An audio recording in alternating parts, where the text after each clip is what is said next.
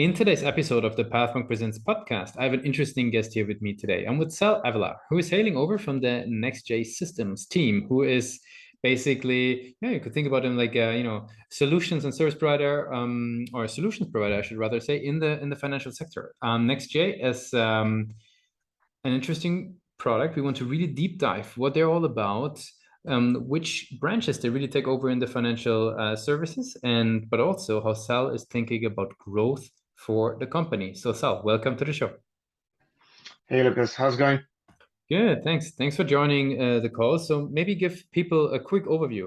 What is the company all about in your own words? Yeah, thanks for having me. Well, NexJ is essentially a boutique fintech company based in Toronto.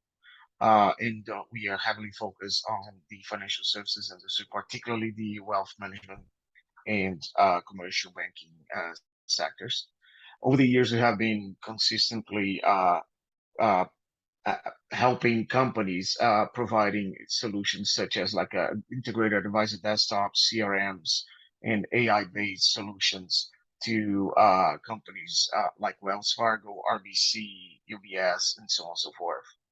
Our primary focus is really to assist the uh, the the individuals helping customers to achieve their financial goals. So financial advisors, wealth advisors, and everyone in between, essentially. Yeah, no, that makes a lot of sense.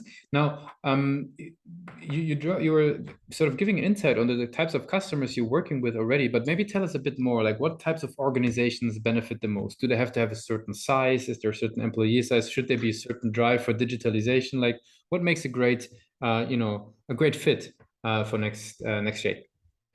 In a nutshell, any company that is going under a digital transformation process that requires certain level of modernization and integration between tech stack systems such as CRMs, document management, portfolio management, and so on, that requires that unified 360 view of the customer would benefit from what we provide.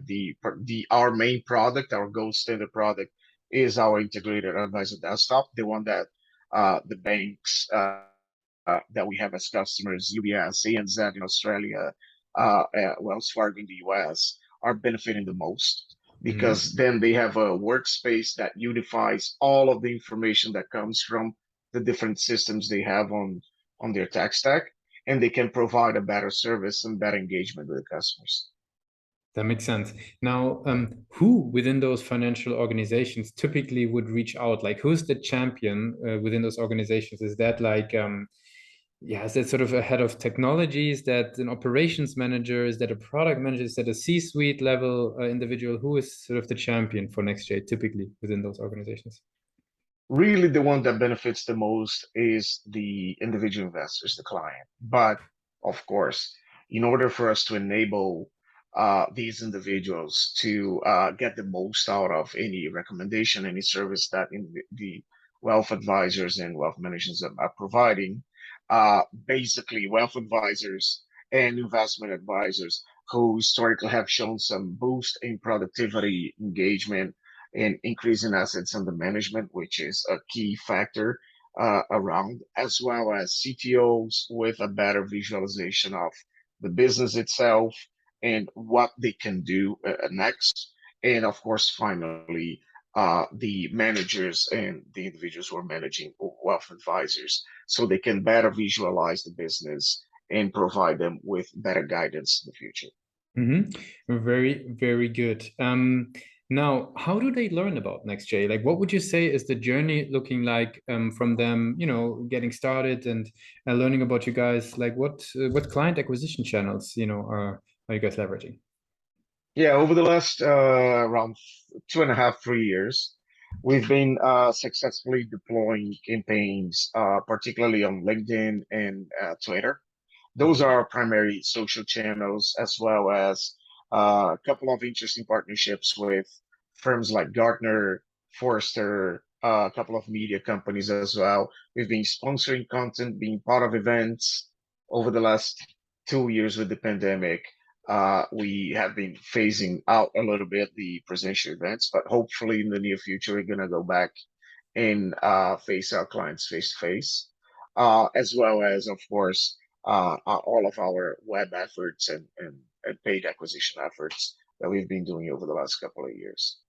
You mentioned web there and the website. Like, what role do you think the website plays? How do you think about the website sort of in their journey of getting started?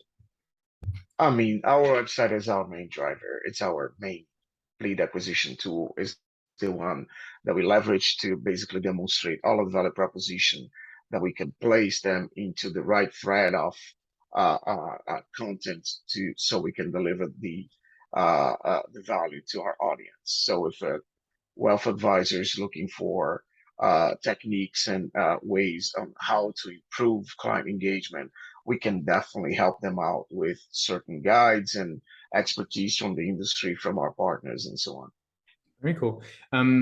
Now, obviously, you've been in growth marketing for a while. Like, what have you been seeing either with NextJ or even in previous roles when it comes to sort of the website actually, converting visitors into demos? Is there any sort of, tools, approaches, methods, anything that you've picked up over the years that you actually think is important when it comes to, turning visitors into, sales conversations? Yeah, yeah, absolutely. I mean, uh, as soon as I joined NextJ, we decided to build marketing from scratch again. And really, the way we see is growth is an output. And it being our mass output, we really measure growth with a few key important benchmarks, such as lead generation, opportunities, revenue, new customers, and so on. So everything we do, everything we plan, validate, test, and confirm is tied directly to these outputs. Of course, we got to be proactive when it comes to putting our efforts into the activities that we can prove it work, and to basically adjust our business model, our market, our brand, our product to what the market is really asking for. So we gather a couple of concepts from different organizations and from my own experience, and then we design our framework to really better grasp whom we serve, what we sell, how we generate revenue, how we present the company to kind of our market and to show them what we can do to help them and to serve them better. And then finally, when it comes to our acquisition strategy, which is basically where everything starts, eh? So we look at our growth funnel, we understand the gaps between each of these stages, and we really try to address each one of those specific elements in the decision-making process so we can move them down the funnel and basically hand a very qualified lead off to the sales team. I mean, super interesting. I mean, we've talked about what you guys are doing, how you're servicing the financial industries, but also how you thinking about growth and the channels and the website. I would love to learn about your journey as a marketer a little bit more. Now, there is a lot of resources for growth marketers out there, right? There's Mhm. communities, there's books, there's blogs, everything. How do you personally like to educate yourself? Like, what's a go-to place for you to get high quality learnings when it comes to your growth marketing education?